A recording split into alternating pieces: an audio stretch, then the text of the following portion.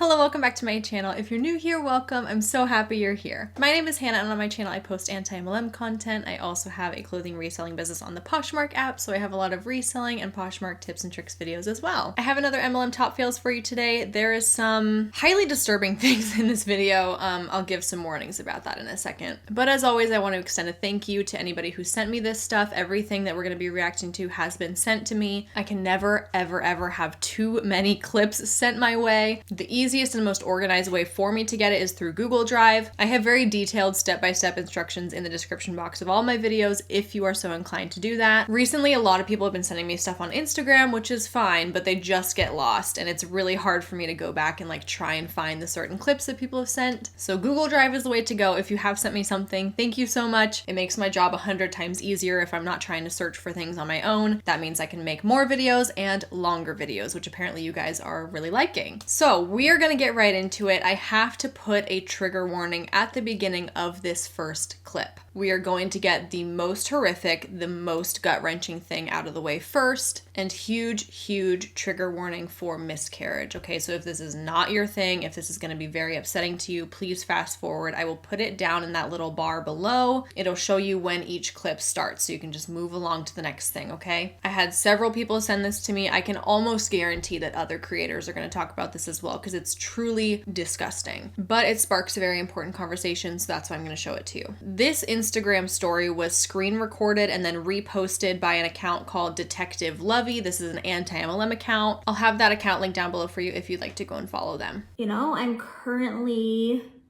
miscarrying the baby, and it's kind of a wild ride, and this may be TMI for you guys, but I don't know. I'm just trying to think of the best way of saying this, but it's been very emotional, just kind of just sitting there and watching it happen, you know, and letting it happen. So I have realized I'm usually the one that tries to stay very strong and not necessarily cry it out, but it's been good for me just to kind of be alone and miscarry the baby.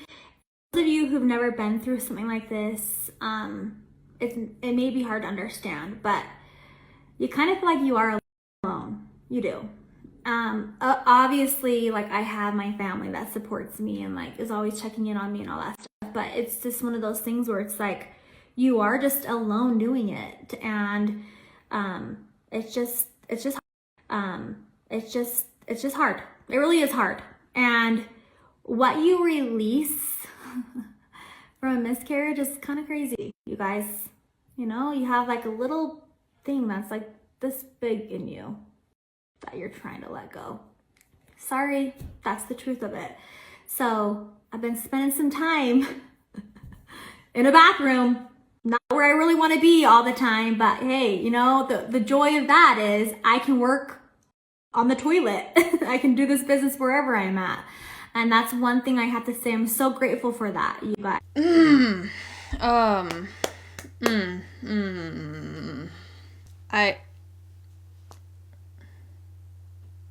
I literally feel sick. I don't know what to say. I guess I'll start by saying that my heart goes out to this woman. I'm so sorry for her loss. It's something that no woman should ever have to go through, yet it's unbelievably common. According to the Mayo Clinic, anywhere between 10 and 20% of known pregnancies will result in a miscarriage, which I think is very important to talk about and acknowledge. However, this ain't it. Using the loss of your pregnancy to promote your MLM has got to be one of the most horrendous things I've ever witnessed. It's inappropriate, it's insensitive, it's extremely disturbing to watch, but this is the toxic nature of MLMs. This is how low you will think it's okay to stoop to promote your business. This is how messed up your moral compass is going to become. I'm usually pretty good about keeping my own emotions out of these top fails videos, but I am livid. How dare she? How dare she think that that is something that is appropriate to put on the internet for other people to see? Again, I am all for infertility and miscarriage awareness. I think that it needs to be talked about more so that women know that they're not alone, but this is on a whole other level that is completely unacceptable. Using loss or death or grief in any capacity to promote your MLM business results in instant loss of respect from me. It is so sick and I'm fuming, so I'm gonna take a minute, calm myself down. Okay, so moving on, the next thing that we're going to look at, this is just a screenshot, a photo of something that the same woman from MLM Top Fails ate. The subject of that video, it's the same person here who's posting this on their story, somebody who's at the very, very top of Monat. She put a question box on her Instagram story and somebody responded, advice. Feeling stuck in the business. I've been trying to hit MMB for months. And this top leader responds by saying, keyword, feeling. There's no such thing as being stuck. You're not a tree. Stuck is a feeling and a mindset that you are building and attracting yourself. The only way to get unstuck is to get results, and the only way to get results is to work harder. Number 1, ask yourself if you've really been giving it your all. Number 2, if what you've been doing isn't working, then change it. You clearly got to MMB for a reason. No, she didn't. She'd never hit that. She's been trying to hit that. Go back and do everything you did to get there, but 10 times harder. An absolutely perfect prime example of gaslighting. No. You're not feeling that because that's not a real feeling. It's all in your head. I hate this so much because it's playing into the idea that if you want to be successful in an MLM, all you have to do is work hard, which we know is untrue. Ugh, the number of times I've said that, like, oh my God. The only 2 ways to make money in an MLM, sell the product, recruit people. If you can't find any people out there to say yes to one of those 2 things, you can't be successful. I could stay up 24 hours a day pitching Monat to every single living human on planet Earth, and they could still all say no, and I could still be unsuccessful. And that's not my fault. That's not a reflection of my work ethic, but it has a direct impact on how successful I can be within the business. So I really hate that this top leader is spreading all this mindset and work ethic BS, but are we surprised? Not in the slightest. Also, MMB stands for Managing Market Builder, which is only rank 5 out of 11, okay? Still technically the bottom half of the compensation plan. So that means that the person that submitted this question is at rank number 4, and she hasn't been able to rank up in months. The rank that she's currently at has a median annual income of only $5,964. I mean, come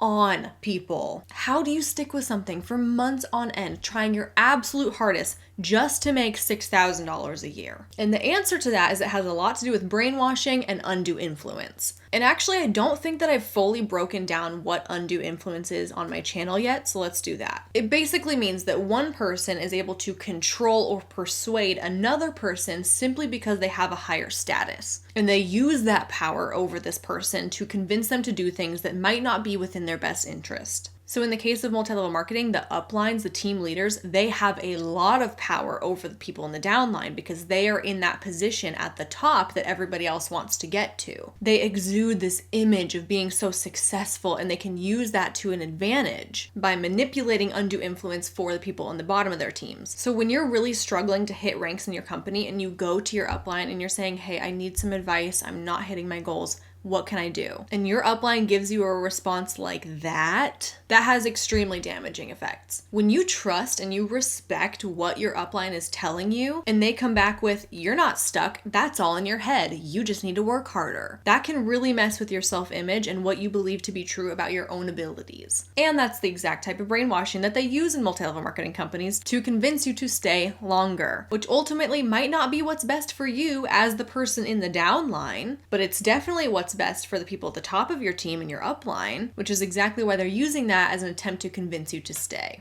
All right, this next one is also a Monat rep. I get a lot of people sending me Monat stuff, which is great. I love it. It just means that these videos are a little bit Monat heavy, but if that's what you like, I'm here to provide. You guys, here is what you need to understand about people that criticize you and mock you for doing something different.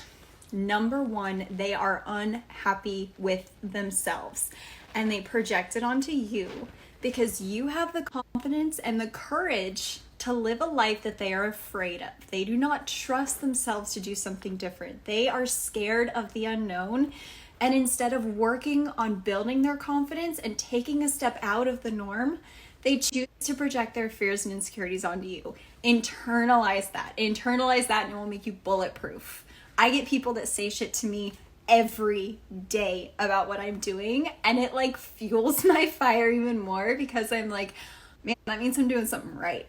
Because the norm is not good enough for me. The status quo is not good enough for me. I don't want to work until I'm 65 and then retire with a pension plan and then have my life start then. No, I'm I want to live in my freedom now. I want to travel the world now. I want to work wherever I want now. I want to make as much money as I want to make now.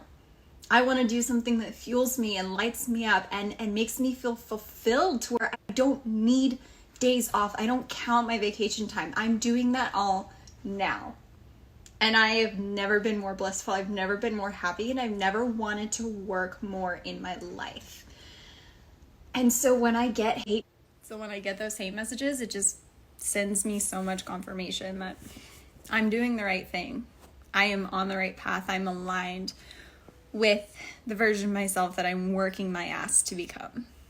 And I love it. Wow, so much to unpack here. How delusional do you have to be to think that people sending you messages every day questioning if you're in a scam or not is a sign that you're on the right path? Just knocking everything over, huh? I don't know about you, okay, but my idea of living my best life and aligning with my highest self does not involve me being in a pyramid scheme and scamming people to make money. She said that haters just criticize her because she's doing something different and they just hate themselves. But no, okay? People criticize you because you are part of an unethical business model where you make money on the backs of other people. Let's talk about this whole starting your life at 65 thing. This makes my head spin because she's framing it in such a way that if you work until you're 65, you have wasted your life away because you did nothing but work and you had no time for anything enjoyable. It's almost like they ignore that 9 to 5 working people get evenings and weekends and paid vacations off. Number one, a lot of people love their jobs, and number two, a lot of people love the idea that they can clock in,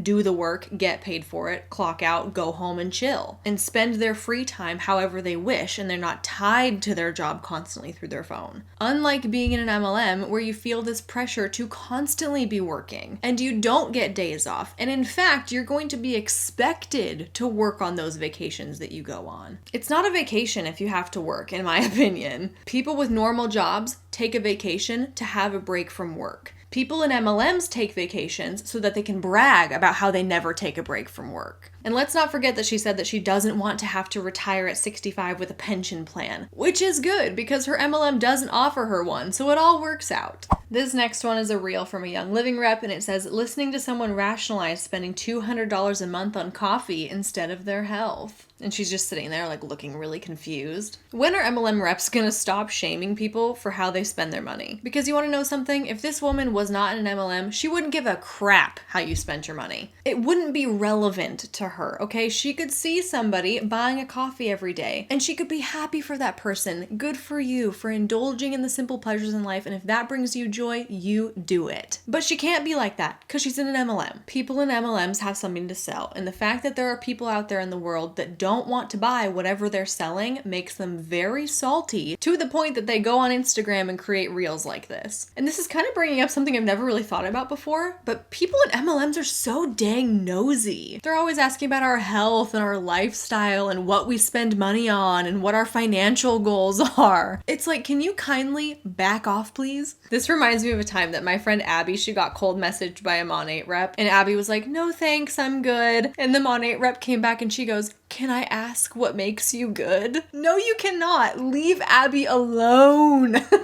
It's the constant pressing and prying and questioning and the assumptions that these people must not be happy or well off financially that really grinds my gears. How about you let me live my life over here, okay? Take your pitch elsewhere. Go try someone else. I do not need a stranger micromanaging my decisions. I'm feeling a little extra sassy today. Sorry about that. But the ultimate point being that MLM reps would not care how people spend their money if they weren't in an MLM. It's only of interest to them because they're looking for a way to make money off of you, and they're very frustrated when they can't. Okay, the next video that I'm going to show you, this is a little bit on the longer side. It's a 16-minute clip, which is too short to be its own dedicated video. So I'm going to include it in this one. This will just be an extra long top fails. This is a top leader in Plexus, and she's talking all about how she has the courage to do what she does.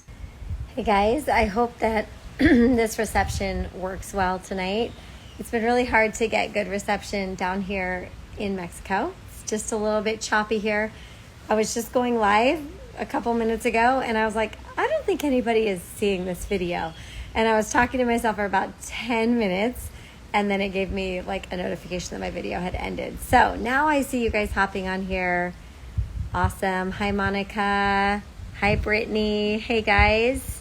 I hope you're having a beautiful Sunday. Hey, Judy. Hey, Rebecca. Hey, Brenda. Thanks for hopping on. I wanted to share a little bit of a message tonight, and I'm not sure where this is going to go, but I love to talk about courage and bravery, and I love to talk about just going for it. So that's what we're going to talk about tonight. And I've been thinking a lot about this lately because I think that a lot of people will look at where I am 6 years into being an entrepreneur and think, oh my gosh, she's so brave, she's so courageous. Like, how does she do all of those things? And you don't see the beginning.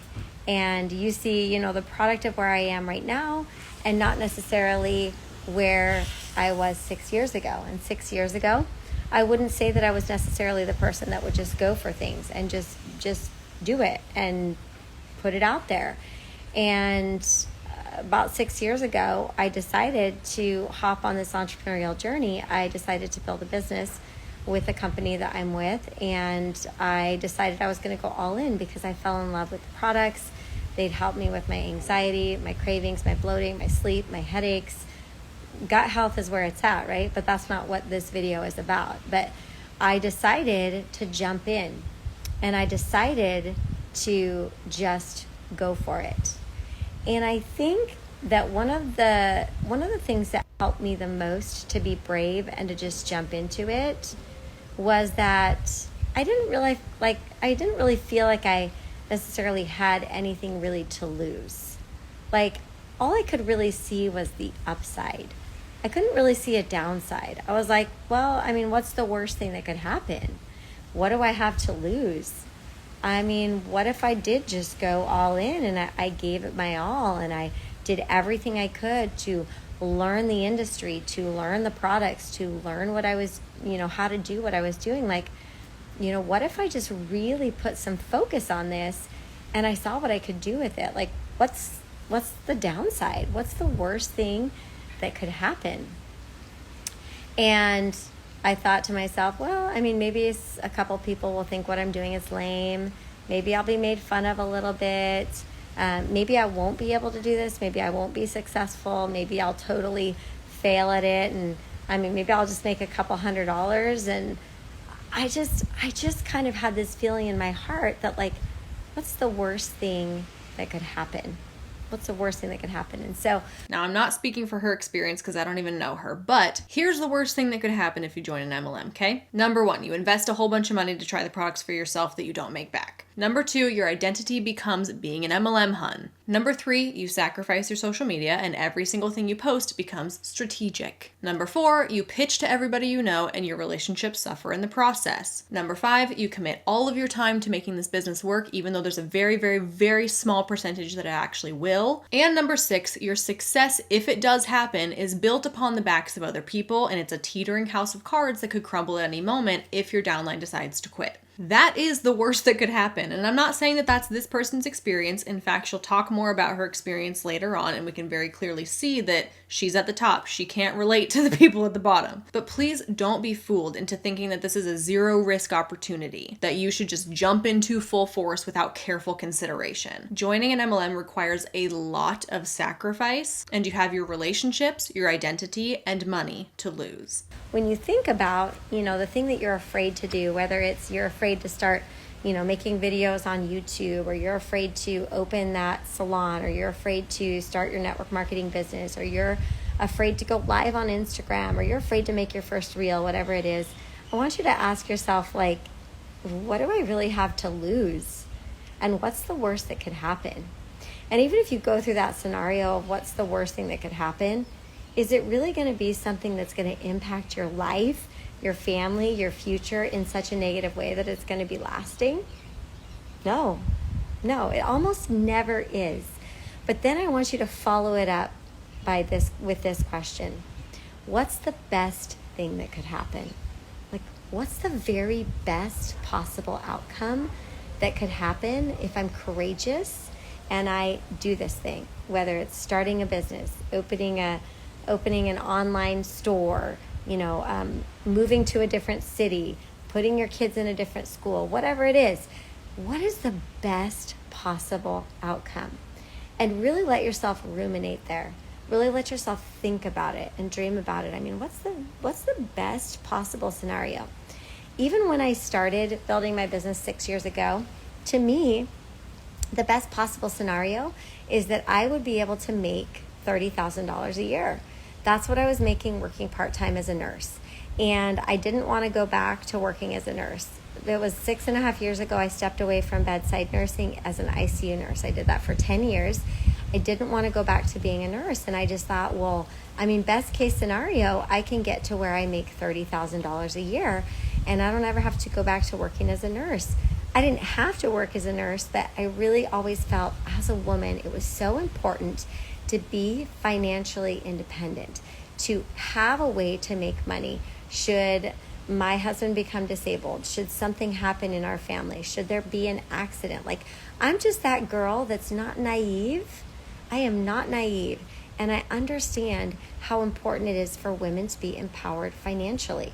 Not just spiritually, not just emotionally, but financially. I want women to be independent. And so I thought, well, best case scenario, I'll make $30,000 a year and I'm not going to feel the pressure to go back and work in the ICU as a nurse. And so I just jumped in.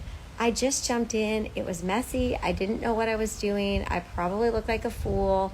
A lot of you probably saw me look like a fool, post way too much, be spammy, whatever it was. Like, I had to go through that period of time where I was learning the ropes, where it was messy, and where I basically wasn't very good at it in order to get to where I am now. She said that she joined 6 years ago, so presumably that was, 2015. And she said that at the time of joining, her primary goal was to replace her nursing income, so $30,000 a year. And I want to talk about these numbers for a second, so hang with me. I'm going to take you for a ride. I'm actually in the middle of preparing for a Plexus deep dive that I'm hoping to come out sometime in November, so I was already looking into their income disclosure statements and things like that. I'm going to flash 4 documents on the screen for you really quick. Plexus seems to release an income disclosure statement every 2 years. So from left to right, we can see 2014, 16, 18, and 20. Notice how the first 2 income disclosure statements have bar graphs showing the average annual income. And then in 2018 and 2020, they get rid of that bar graph. Typically, income disclosure statements will have a graph, they'll have a chart, they'll have something very logical where you can see this rank makes this much money. But once you hit 2018, they get rid of the graphics. They get rid of the easy to read stuff. And instead of showing you the average annual income for every single rank, they're only showing us the average annual income for the top 1%. They are intentionally excluding the information for the bottom 99%. I'm going to save the detailed breakdown of all that for the Plexus deep dive video, but I wanted to mention it in this video that Plexus is on a steep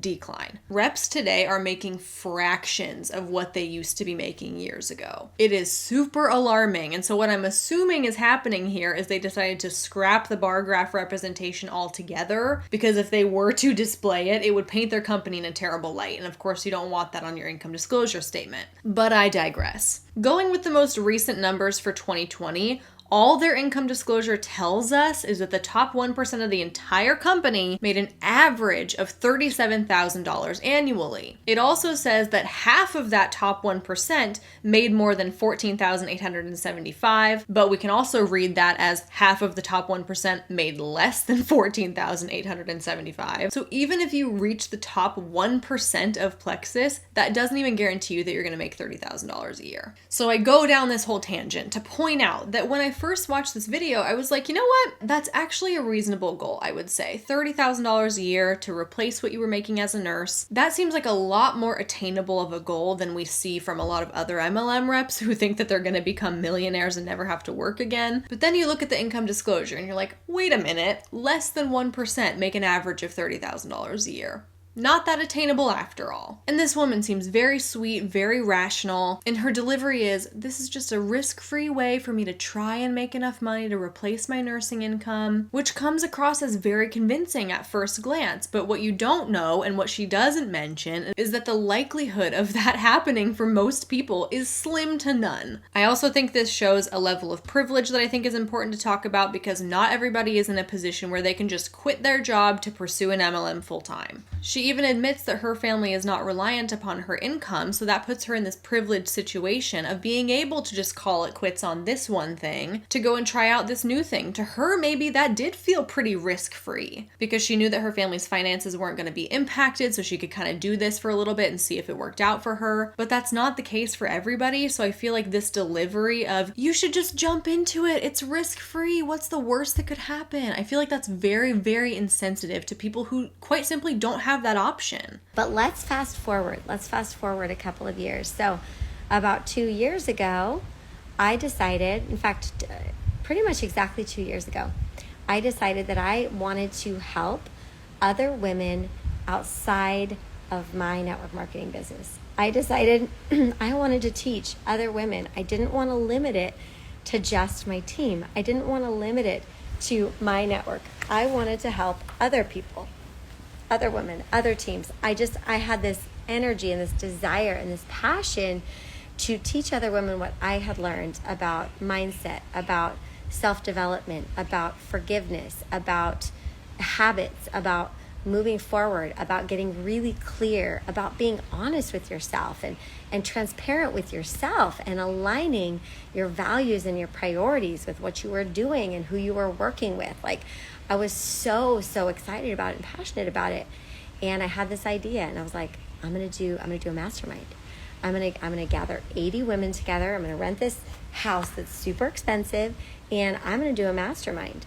And it scared the crap out of me, you guys. It scared the crap out of me because nobody in my company had ever done that. Had been like, hey, you're all welcome. Anybody from any team at this level of leadership, welcome to come. You're welcome to come. I'm going to put this event together. I'm going to bring in speakers. We're going to bring in a private chef. We're going to drop a lot of money to make this happen. And I was scared. It took a lot of courage to do that, to say, I got something to say. I got something to teach you. I've got some knowledge I want to share. How many of you guys feel so often you're like, I've got something to say. I've got something I want to teach other people. I have this hidden knowledge. I have this life experience. I have these trials and pains and struggles. I have these things I've been through and I've got something to say. I know you do. I see all the hearts coming through right now. So many of you guys, in fact, every single one of you guys have been through heartache, pain, struggle, depression, sadness. You've overcome. You have something to say. You have something to teach. You have something to pass on. And so that's where I was. But it was still scary. It was still scary. And I looked at the price tag and I looked at all this money, tens and tens of thousands of dollars I was going to put out. And it could have turned out where maybe nobody would come. Maybe nobody would pay to come and have Brooke teach them something and pay for something that I put on. It was a risk. And it took a lot of courage. How did I make the decision?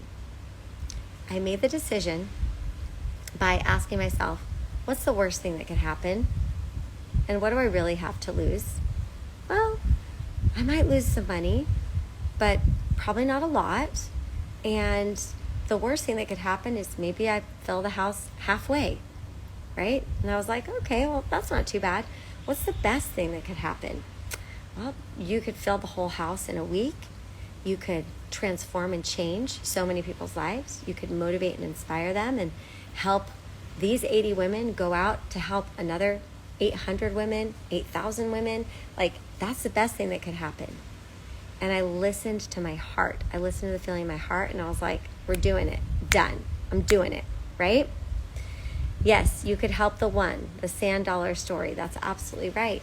I really don't know how I feel about this whole mastermind thing because she's framing it as a self-development retreat of sorts, right? A whole bunch of women come together, we're working on self-development, which at surface level doesn't sound so bad. But then when you focus on the fact that it's self-development, but only for people in this company of a certain rank. And what we're going to be focusing on at this retreat is spirituality and goal setting and mindset and how all of that relates to your network marketing business. It starts to feel a little brainwashy to me. And here's a small example, okay? This is a post that she made after the retreat, and here's part of her caption. It says, I don't believe there is a separation between spiritual work and financial work in life. What we pour out comes back in, and all things are spiritual in nature. My work work helps heal bodies, yes, but my work also helps heal homes, hearts, families, minds, bank accounts, and broken hearts. I don't come to this on my own. I come to it with an army of incredible women and with my creator as the orchestrator of it all. She's very much playing into emotions and faith, and if that's just a snippet of her caption, I can only imagine what was talked about at the retreat regarding the connection of those things to network marketing. And I have to take this opportunity again to point out how weird that is. In any other industry, you do not have to attend mindset retreats in order to be successful. And I feel bad saying this because she honestly seems like such a lovely woman with a good head on her shoulders and a good heart, but there still is a level of like self-righteousness and savior complex coming through. We're seeing something happen here that happens to a lot of MLM top leaders from all different companies, where they've made it to the top rank of their company and now they consider themselves to be like a network marketing guru. And they have all the secrets and all the knowledge and all the training, and they're capitalizing off of the people in their downline who have the desire to be as high up in the company as they are. It's my understanding that she charged people to come to this event. I don't know how much, but she did briefly mention it in here that she had people pay to come. And that has the potential to benefit her in a couple of ways. Either she charged people enough to be able to make a profit off of their attendance, or the other option is maybe she didn't make all of her money back, but at least she invested in this event, right? At least she's investing in the brainwashing of these other people, which has a good potential for them to remain in the company for longer, therefore making the top leaders even more money. Either way, it feels very self-serving to me, even though she's trying to frame it otherwise. And this conversation would be completely different if she truly felt that she was called to do this and she did it out of the goodness of her heart. She offered it to anybody of any rank and she offered it for free. But that's not what this was. This feels like you can come and hear all my secrets if you've earned it and if you can afford it. And so as I've made decisions over the last couple of years to do various things, whether it's momentum movement that I've done or co-authoring a book or my annual Align event in January, which we're working on right now for this January, every time I get nervous, I get scared, I get butterflies in my stomach. I sort of feel sick to my stomach. And every single time, it's a bigger investment. It's a higher cost.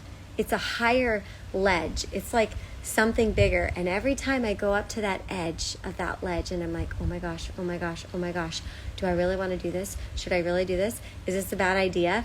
Every single time I'm nervous. But how do I find the courage to make the decision, to spend the money, to jump into the business, to make the post, to do the coaching, to do whatever it is? Like, how do I make that decision? I ask myself, well, what do I really have to lose? And what's the worst thing that could happen? The worst thing that could happen is I could plan an event for 500 people in January and 250 people come and it rocks their world and it changes their life. And I don't make any money. Okay? And what's the best thing that could happen? We could fill that room. We could raise people's spirits, raise their energy, increase their skills, increase their beliefs, help them have breakthroughs, change their story, change their thoughts, change their patterns, change their habits. We could fill the room, and those 500 people could go teach 5,000 and then 10,000 and then 50,000, and the impact could be huge. I mean, she's literally using phrases like change their thoughts, increase their beliefs, change their habits. And I guarantee you that she doesn't see it this way, but what that is, that's called brainwashing, and those sentiments fall into the thought control and behavior control aspects of cults. From the sound of it, it seems like she hosts retreats and conventions pretty regularly, which is very alarming because we know that the sole purpose of these types of events in the multi-level marketing industry is to boost morale and to reinvigorate those who are feeling defeated. Other industries might hold a conference or a convention, but the purpose of that is to train and educate and provide personal development so that you can do your job better without all of the mindset and spirituality stuff. Legitimate businesses don't need that kind of stuff at their conventions and conferences because their end goal is not to try and convince you to remain working for the company. And if you attend those kinds of things, your company pays you to go and do it. On the flip side, MLM conferences and conventions more closely resemble cult gatherings because the end goal is to flood you with toxic positivity and to brainwash you into staying in the company against your better judgment. And you have to pay to attend that. You could be starting to kind of like question your path in this business. You could be questioning if this is really for you, if you're really seeing the results you want out of it. And then your upline hosts a small convention. You pay her to attend and to come and hear all of her secrets. Then you leave with this renewed sense of hope and excitement, and that ultimately convinces you to stay longer. And who does that benefit in the end? The upline, the person in charge of hosting these events. You paid her to attend, and as a result, she convinced you to stay longer so that she can make more money off of you in the long run. So every time I'm faced with something that scares me, number one, I think probably means I'm supposed to do it. If it scares me, probably means I'm supposed to do it, right? I don't take crazy risks. I don't take risks that are going to endanger my family, you guys. Like, I'm not taking those kind of risks, but you know what I mean. If something scares you, you're probably called to it. And then I ask myself those questions. What do I really honestly have to lose? What's the worst that could happen? Followed up with, what's the best that could happen? And every single time, I will tell you, a lot of you guys make your decisions based off of money. Yes or no? Comment below. Do you make decisions based off of money?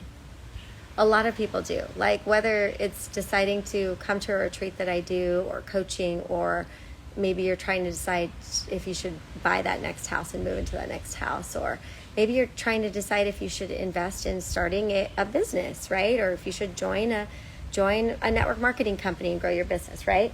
And we always think about money. Oh, but what about the money? Do I have enough money? I'm not sure if I have enough money. And yeah, not always. Most of you are yes. There's a couple of you that are sometimes. The more courageous you are, the more you follow your heart, and you follow the impressions that you have on your heart, and you follow your passion and your desire and what you feel like you are called to do, the less you will think about money. Like it doesn't even really, it's not even something I necessarily think about anymore. It's not the first thing on my mind. The first thing isn't, well, how much is that going to cost? Or how much money am I going to make? Is it the right thing to do? Do I need to do it? Am I feeling called to do it? Do I feel peaceful about this? Scared, but peaceful, right? Afraid, a little nervous, but peaceful. And I promise you, if you will operate from a place that is based in your heart, that's not fear-based, because fear doesn't come from your heart. Fear comes from your head. Love comes from your heart. Peace, clarity comes from your heart. Fear comes from your head. If you operate from your heart, from a place of that passion, that fire, that knowing that it's something you're supposed to do, you'll never be led astray, and you will always have all of the money you need. You will be taken care of. You'll have more money than you need. You'll have more abundance than you need. You'll literally be blown away, because it seemed like a risk, and it seemed like something that was going to take a lot of courage, but it ends up being not that risky at all.